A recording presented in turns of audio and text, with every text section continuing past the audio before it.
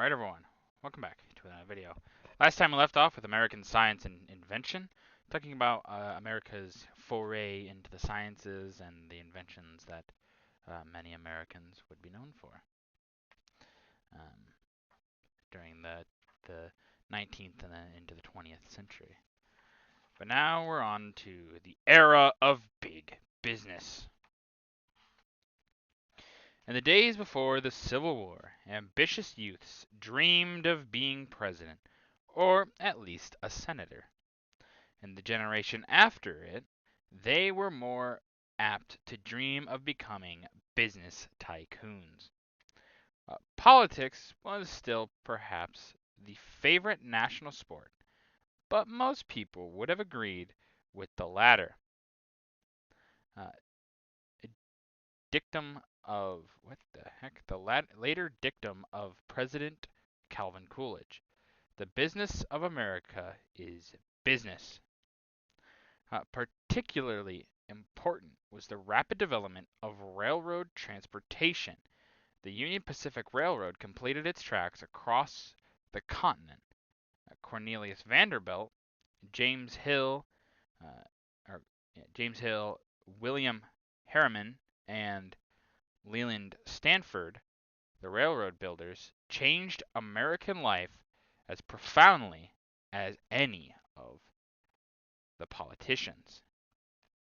Since it is impossible to tell the whole story of the American Industrial Revolution, we may select as typical the careers of John D. Rockefeller and Andrew Carnegie. Both men rose from humble beginnings. Rockefeller began with a pretty local business. Carnegie was a poor boy who emigrated from Scotland. In time, Rockefeller was able to organize most of the petroleum industry with his Standard Oil Company and its branches. He was deemed the wealthiest man in the world. It was estimated that he gave $600 million away in philanthropy, including $35 million to the University of Chicago. In similar fashion, Carnegie organized the iron and steel industry. He too endowed education in both Scotland and America, and specialized in the erection of libraries. He also built a peace palace for the Hague Court. The multimillionaires did not escape criticism. The consolidated trust companies, the trusts, forced many rival firms out of business, and sometimes almost monopolized a whole industry. The railroads often exacted from shippers all that the traffic would bear. Moreover, not all businessmen were constructive industrialists. Some, such as Jay Gould, Fisk, and Drew, were merely fortunate gamblers, skimming the cream from other men's milk. Yeah, the industrial businessman, the era of big business. You get a lot of these guys that are some of the richest people to have ever lived, and realistically, they probably still are. Um, John D. Rockefeller had an absurd amount of money, and a lot of it really wasn't when he owned all the oil, which is really weird to think. He wasn't the richest when he owned all the oil. He was more rich when his companies got broken up because he had a bunch of stock in them. So he made quite a pretty penny. But yeah, you have and Carnegie, Carnegie Steel and things like that, which just had such a stranglehold. Um, you really can't underestimate these people and how generational their wealth was. Rockefeller, still pretty wealthy family today. Carnegie, I don't know actually as much on Carnegie. Someone would have to tell me in the comments, but yeah, these guys have a lot of money. It's crazy amounts, really. But now we'll get into the pictures.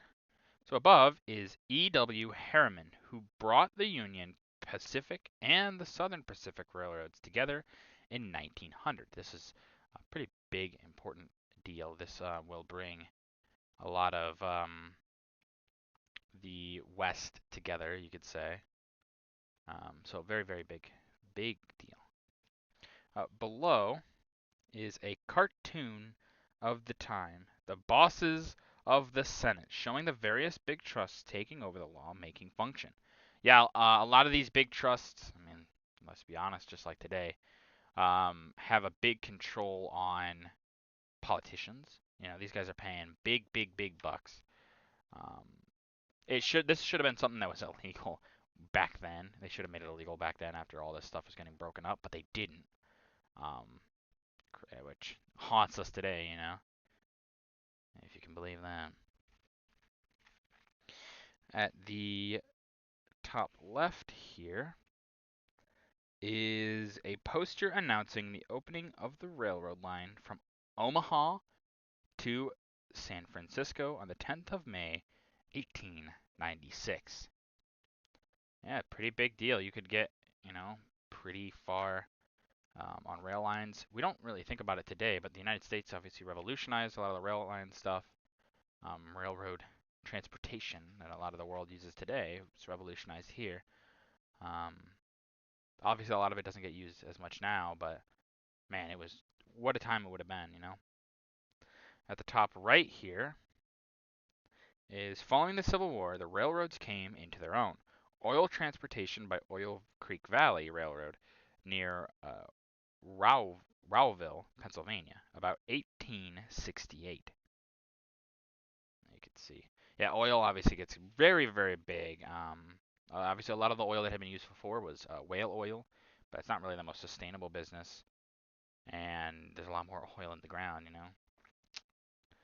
But yeah. At the bottom left here is Cornelius Vanderbilt, the owner of the New York Central and the Hudson River Railroads. You know, pretty big railroads, you know. If you can own all those, you're going to have quite the stranglehold. The railroad guys really had a big stranglehold on things, and they get broken up way, way earlier than a lot of the other trusts because it starts to eat into national interests. So, you know, they try to control a little bit more than they were allowed to, you could say. And at the bottom right here is a construction camp in Central Pacific Railroad, 1869. Very nice. Above is Andrew Carnegie, the Scottish immigrant who was brought to America at the age of 13 and first worked in a cotton factory for $1.20 per week.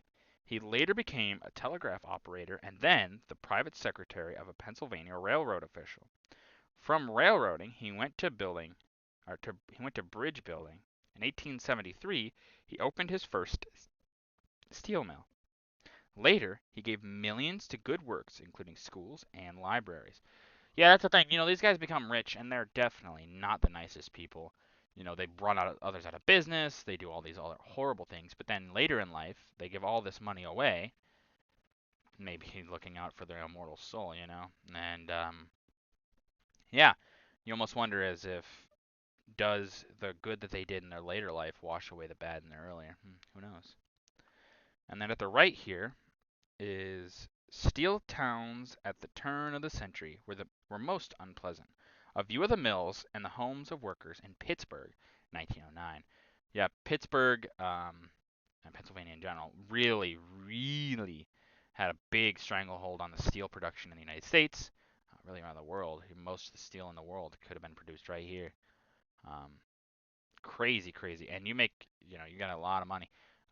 When you look at a lot of these places, when the steel all leaves and all that stuff, you watch the whole place just collapse, basically. Pittsburgh survived a little bit better than most, but you look at Ohio, really, there's a lot of those places, and a bunch of other states around there. You know, they just lost so much, and that's why they're the Rust Belt now. But that's going to do it for this video. If you guys liked the video, leave a like. If you have any ways I can improve these videos, leave a comment down below. I appreciate your feedback. And as always, subscribe. It really does help out the channel. Thank you.